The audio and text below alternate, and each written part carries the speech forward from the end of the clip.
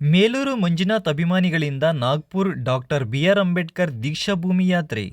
ಶಿಡ್ಲಘಟ್ಟ ತಾಲೂಕಿನ ಕರ್ನಾಟಕ ದಲಿತ ಸಂಘರ್ಷ ಸಮಿತಿಯ ಕಾರ್ಯಕರ್ತರು ಹಾಗೂ ದಲಿತ ಮುಖಂಡರು ಕರ್ನಾಟಕ ದಲಿತ ಸಂಘರ್ಷ ಸಮಿತಿ ಜಿಲ್ಲಾ ಸಂಚಾಲಕ ಮೇಲೂರು ಮಂಜುನಾಥ್ ಅಭಿಮಾನಿಗಳ ಬಳಗದ ವತಿಯಿಂದ ನಾಗ್ಪುರದ ಡಾಕ್ಟರ್ ಬಿ.ಆರ್. ಅಂಬೇಡ್ಕರ್ ದೀಕ್ಷಾಭೂಮಿ ಯಾತ್ರೆಗೆ ಪ್ರಯಾಣ ಬೆಳೆಸಿದರು.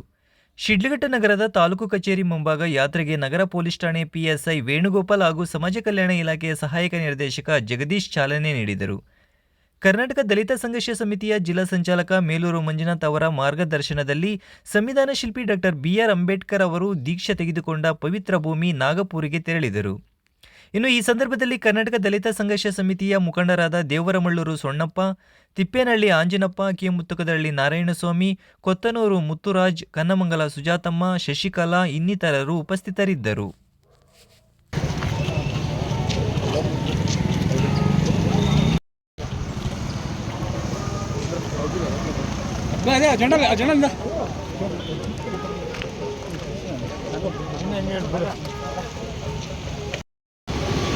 ಸಾಲಿನ ನಾಗ್ಪುರ ದೀಕ್ಷಾಭೂಮಿ ಯಾತ್ರೆಗೆ ಶಿಡ್ಲಘಟ್ಟ ತಾಲೂಕಿನಿಂದ 45 ಜನ ಆಯ್ಕೆಯಾಗಿದ್ದು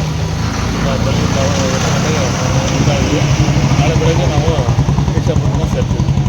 ಕರ್ನಾಟಕ ದಲಿತ ಸಂಘ ಸಮಿತಿ ಹೋರಾಟಕ್ಕೆ, ಕರ್ನಾಟಕ ದಲಿತ ಸಂಘ ಸಮಿತಿ ಹೋರಾಟಕ್ಕೆ.